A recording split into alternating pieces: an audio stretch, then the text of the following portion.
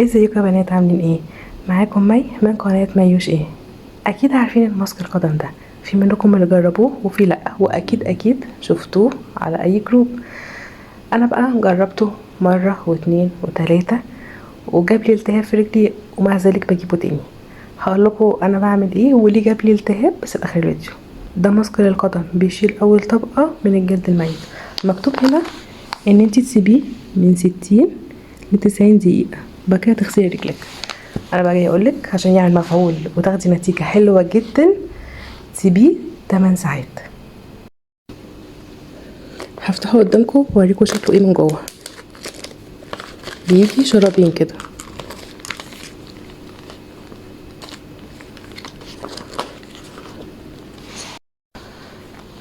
بصي بقى، بصي في هنا زي ليكويد او في ميه هنا كده، اكيد باينه. بتقصي الشريط من هنا اهو وتفتحيه، تمام. تحطي فيه رجلك بس تكون مغسوله بميه وصابون بس، وتنشفيها كويس، وبعد كده تلبسيه. تعملي بيه مساج لكل رجلك وبين صوابعك وصوابعك وكل حاجه. بعد كده تسيبيه كده ساعه، الليكويد ده او الميه دي رجلك تشربها. بعد كده البسي شراب ونامي بيه 8 ساعات. الاحسن ان انت تنامي بيه، لان صعب جدا في المشي. ليه بقى جاب لي التهاب ومع ذلك جبته تاني؟ اول مره انا استخدمته قبل جوازي يمكن بشهر، وجاب نتيجه كويسه جدا وكانت مرضيه.